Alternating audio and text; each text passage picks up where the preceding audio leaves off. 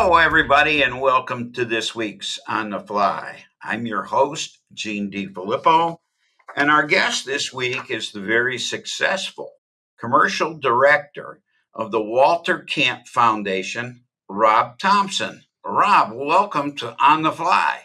It's good to be here, Gene. Thanks for having me. Yeah. Well, Rob, you were a football player at the University of New Haven, and you've had a heck of a career. Tell our folks out there about your career, starting with your graduation from the University of New Haven. Well, ironically, I ended up getting my diploma when I was over in Europe. I was able to play over there during the early '90s, probably the heyday of when American football was really taking off, and I had a nice time. And my professor was over there on a trip, and he handed me my criminal justice professor came over. We had a game in London, and he ended up handing me my diploma when I was over there. And it was a great way to finish up a career, for not just from a student athlete perspective or a pro athlete perspective at that time, but just kind of wrap it up at my alma mater, which happened to be in my hometown, and it was a pretty cool thing. Take us through graduation. Then where do you go? And take us through your time in NFL properties and at Disney, because it's really exciting times. Yeah, I was just really, really fortunate. I went from playing over in Europe, and I get a call from my old line coach at New Haven, Tony Sperano, who went on to be the head coach of the Miami Dolphins and the Raiders. And at that time, he was offensive coordinator at Boston University. So when our season was over, he in August, he called me up and said, "Hey, our line coach, my assistant line coach, just got another job or left the industry.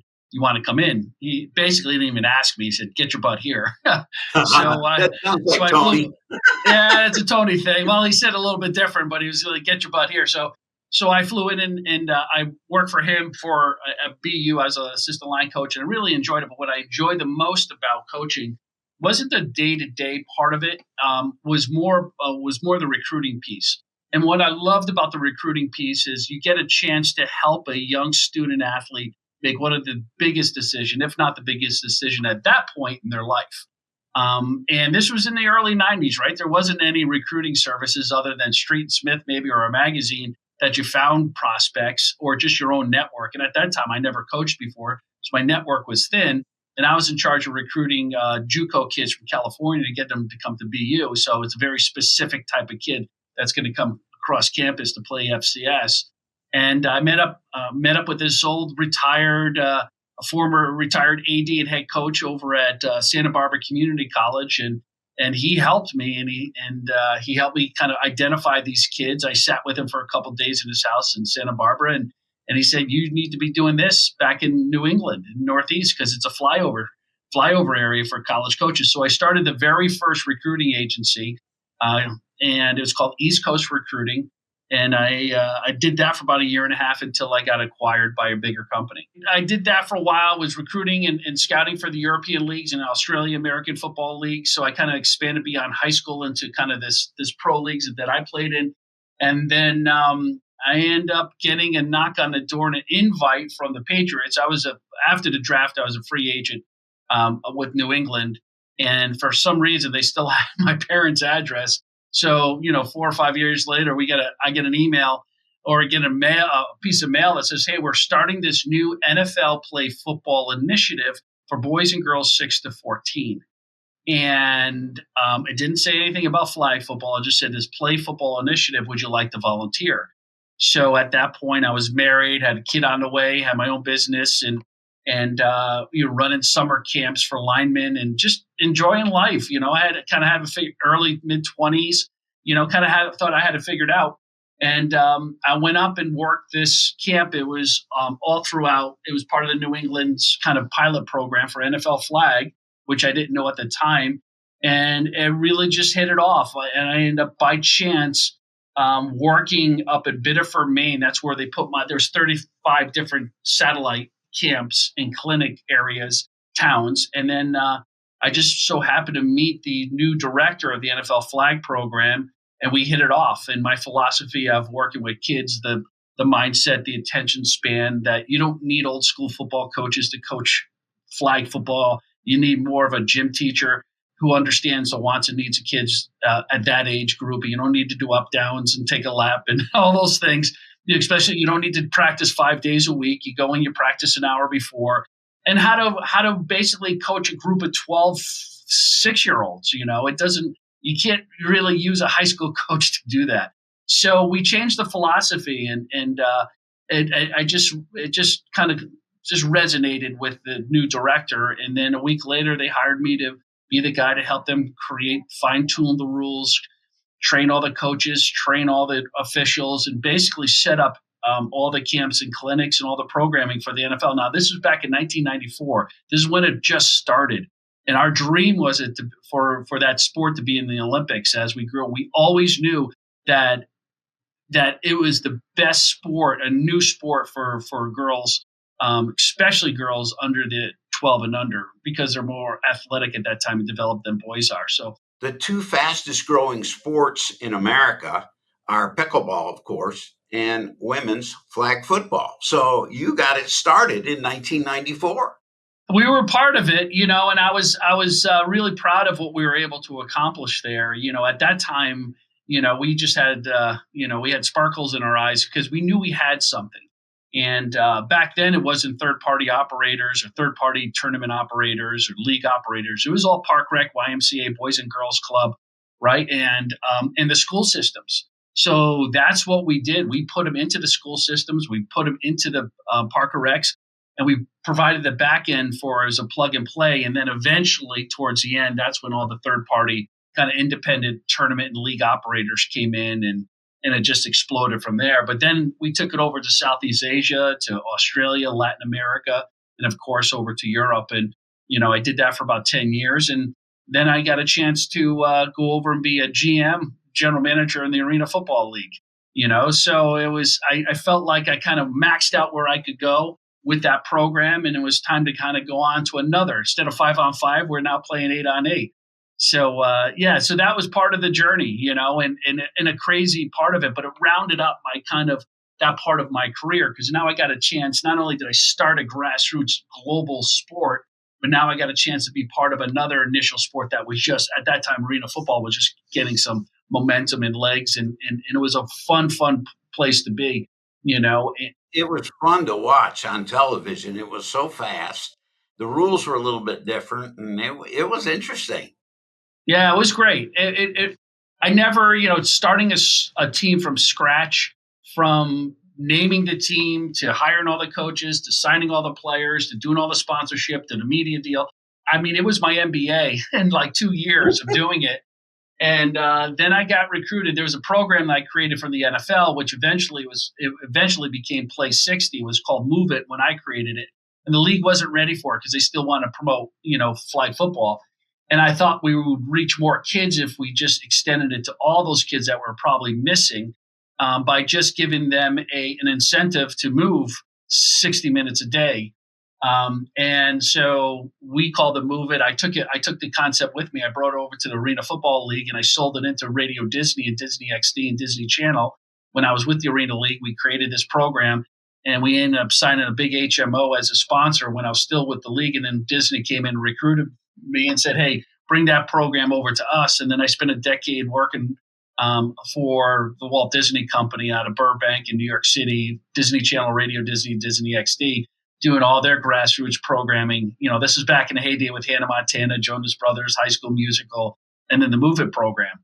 Yeah, so it was an in-school recreation fitness program that we created. Yeah, so that was a big part of it. That now kind of rounded out the media side of my career. So now I got kind of that grassroots, the media side. It was always been family facing. And then I jumped out of that after another decade, and I acquired a company that used to own Hoop It Up. A lot of people have been around, Hoop It Up 3-on-3 basketball. Sure.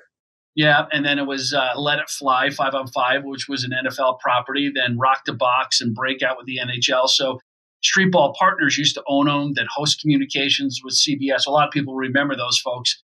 Then we bought them, and we created. It was a private equity group called North American Sports Group. So we had them, and we took 3-on-3 basketball at that time, which was just trying to become an Olympic sport. and we got all the qualifiers here in the United States with Hoop It Up 3-on-3 basketball with FIBA and USA basketball, Jim Tooley. And then we had all the qualifiers here in the U.S. and we did it into the Olympics, and then I sold it to another private equity group after about 5 years. And then I jumped at it from there and I went back to my alma mater. Now this is 30 something years in the industry, right? And I'm exhausted, tired, and bullet holes in me and wounds. And, I was done being tired, dirty, thirsty, and broke. And we sold the business. And now I had a little bit of kind of rope, and then I got asked to come back to my alma mater, University of New Haven, and help them fundraise to upgrade their 13th grade facilities and go Division I and join the FCS, and that's what we ended up doing. It took us 8 years to do it, probably 3 years, a little bit longer, but COVID, kind of screwed everybody up at that time. But we were able to do it. We built a 35,000 square foot facility, a performance center, which rivals any Power 5 in the Northeast, and then even better. And then we were accepted an invitation to join the FCS NEC conference just recently. So, wow, yeah. What a career. And, the thing that really stands out to me is how many lives you affected by getting young men and boys and girls at that age to be involved in sports, to get away from telephones and to get away from computers and get out there and actually compete. That's an amazing story. Congratulations. Thanks, Gene. I appreciate it. All right. Let's talk about your present job. So with Walter Camp, it was kind of, I was digging around still, obviously still at the University of New Haven about sports innovation in the state of Connecticut, and with ESPN, NBC Sports there. And I always knew Walter Camp, and Walter Camp at that time has been, the Black Tie Dinner is the oldest college football All-American team. It's 136 years. It's who's who in college and the NFL, from coaches to players, have been through it. It was a iconic dinner at Yale every year, black tie. And this past year was the first year they didn't do it. And when I met up with them, I was digging a little bit on this, and they said, "Hey, we need some new ideas. We need some help."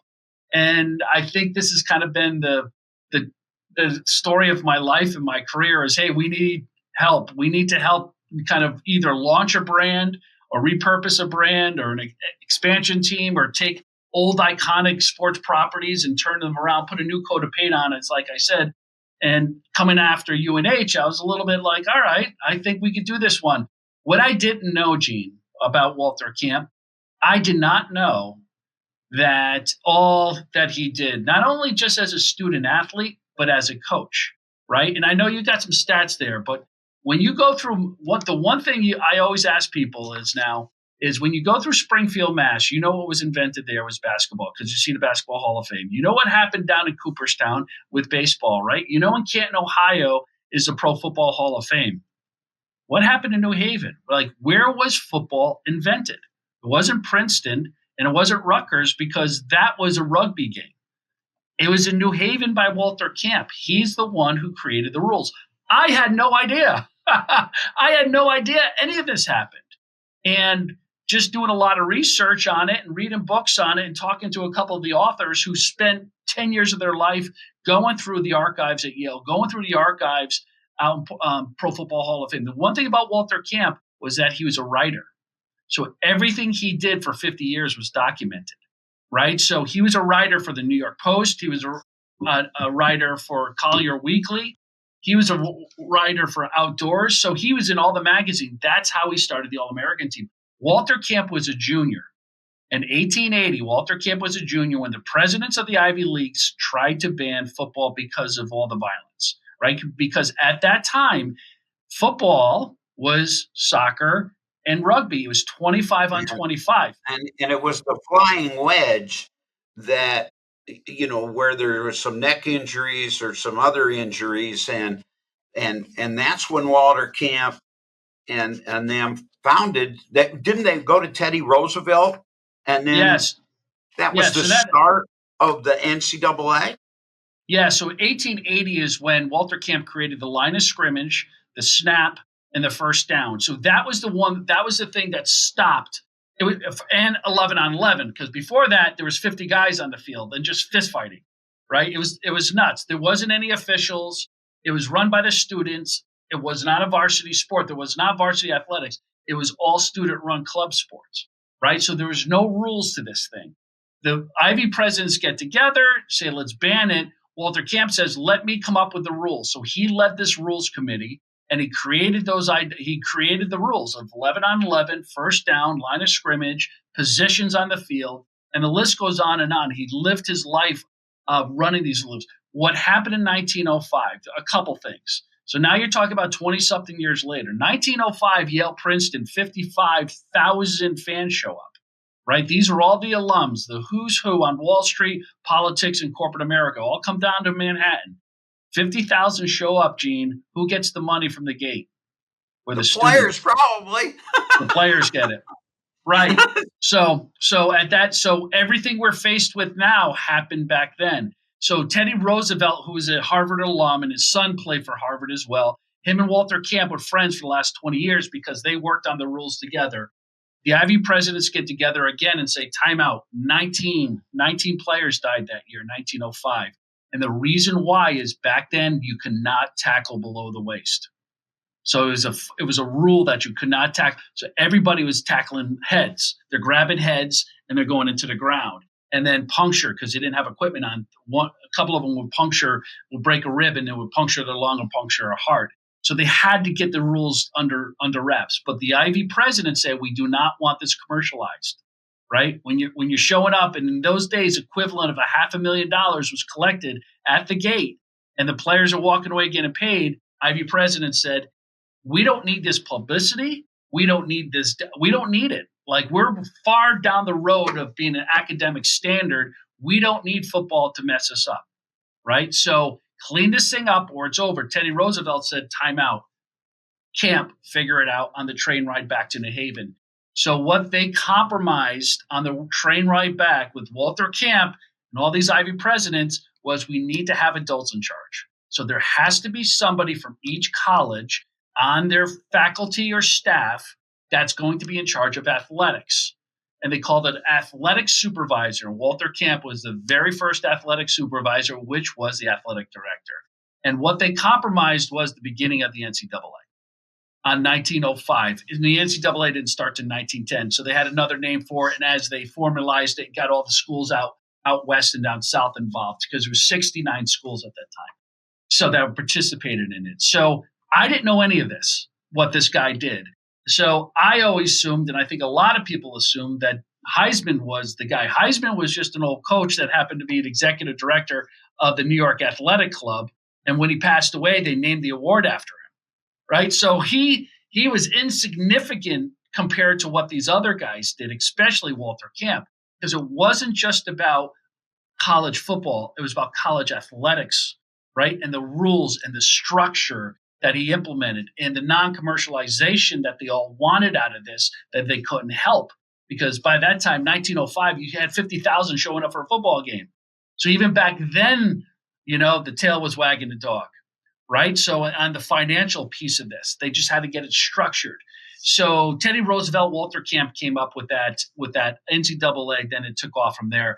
But his role in what happened at New Haven, that is the birthplace of American football. It's undisputed. You couple that with his record, which I know Yale football won 18 national championships. So if you don't believe us, just look it up. Repeat that, please, because many people don't realize that Yale won 18 national championships. Yeah, Yale won 18 national championships, and for two. I know, Gene, your family's from New Haven. I grew up here. My grandfather, when he was in high school, played a game in the Yale Bowl. This is how popular the Yale Bowl was, and football was in Connecticut. A high school football game in 1935 had 60,000 people. It was New Haven. It was West Haven High School against Hill House, right? Sold out, wow. Right? So. And remember, these guys were winning the national championships every year. Look at the records. They're 5 above Alabama. So They got the players back then, right? So Walter Camp, when he coached, and you know the record, when he coached the two-time national championship that didn't get scored on. Did not get scored on for 2 years. I did some research and championships by school, and Yale's won 18 national championships, Alabama 15, Princeton 15, Notre Dame 12, Michigan 10, USC 9, Harvard 8. I mean, let's face it, at that time, football in the Northeast was way ahead of everyone else. If you ever had, I talk about this a lot. If you ever turn the spigot on again in the Ivy Leagues for football and make it important again, the resources that they have, the history that they have, they'll turn it right back up again. But it's not going to happen. But this is the first year in 2025 that the Ivy League presidents have allowed the Ivy League football programs to play more than 10 regular season games. 100 years. This is the first year that ban has been lifted. So everything that Walter Camp fought for, as soon as he died in 1925. 4 months later, the Ivy League presidents get together and voted the ban on Ivy League football. Only one sport cannot play more than 10 games. So for those 10 years, so that cut them off for the last 100 years. So one other thing that happened this year is now the Ivy League is allowed to play in the FCS championship, and that's first time. And of course, Ivy League sports, every other Ivy team or every other sport has been able to compete for a national championship. So now the Ivy League can compete in the FCS championship, which is really going to be an exciting time for them. It should be. They should not. They shouldn't have any sport that limit being able to play for a national championship or in the Olympics, right? I mean, that's what it is. That's what we're there for as educators, to provide the best, safest experience for student athletes. And for 100 years to tell those Ivy League football players they can't compete. Now, in all fairness to the Ivy Leagues, it's understandable. From a commercialization standpoint, when they made the decision 100 years ago. Understandable, right? They don't want the bad press. They don't need it. They have their huge endowments. Is it fair? No. But did it happen for 100 years? And this is the first year that it's going to be allowed? Yeah. So you have some time that you have to make up a little bit, but it's a new day, right? And I think the NIL, the new NCAA, that shook it, right? That shook it a little bit, like, hey, wake up here, right? Hey, wake up. Yeah. So as educators, our responsibility is to these kids. It's not to our agendas and our careers, right? And I think what's happening now is everybody's being forced to look at it differently. Right? It's not about the people in charge anymore. It's about these kids. The business has gotten to be way too big for not everybody to be able to eat off of this thing. And Gene, it goes back to 1905. It was the same issue. Right? It's commercialization, right? The integrity of the sport, because guys were cheating back then. They're transferring and they're playing a season in Michigan and Notre Dame, and alums were paying them. There weren't any guidelines and rules, right? So we're seeing it again 120 years later. We're faced with the same thing. And if you build an economic model within a sport and that could feed a lot of people, then everybody should be able to have an incentive, because where there's incentive, right, there's innovation. Without incentive, you have no innovation. And being in college athletics, there's very little incentive for those running it, right? Other than contract, get to the next one. Once you throw an incentive in there, the game changes, right? So people become a little bit more creative, right? Because now, it's not determined by 3 or 4 people's decision. It's the effort you put into it and the business you built. Rob, your stories are terrific. I learned a lot, and I'm sure a lot of people out there are going to learn a lot about Ivy football and the father of American football and all. But talk to us a little bit about the Walter Camp Foundation.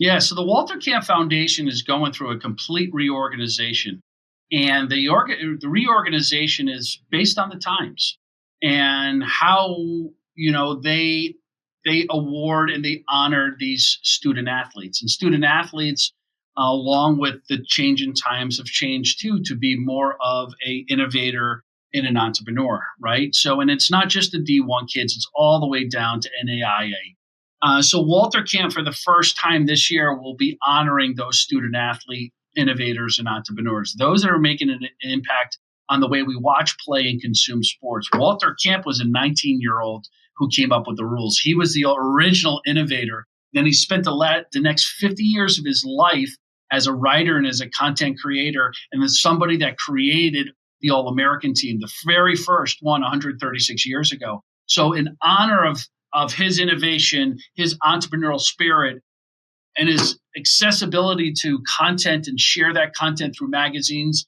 and the New York City Post, we're going to honor those kids. So along with the All-American teams for the 136 years, this is going to be the first year that we want administrators in the athletic department and alums to nominate those student athletes. Who are those kids that are making an impact in their community? It doesn't have to be a for-profit. It could be a nonprofit as well. But who are the ones that are changing the way we watch, play, and consume sports, using technology, science, content creation? We want to honor them and with Walter Camp Awards. So the nominations will be this fall of 2025, and then we'll do a summit and some other programming this spring, whether it's pitch competitions and some other things that we're looking to do. So and we're going to lead in on the college administrators, the SWAs, the folks in the SID offices, right? And we're going to look for those nominations because you guys know who these kids are. We want to find them, we want to honor them, and we want to give them a pathway to take their idea and bring it to the commercial market.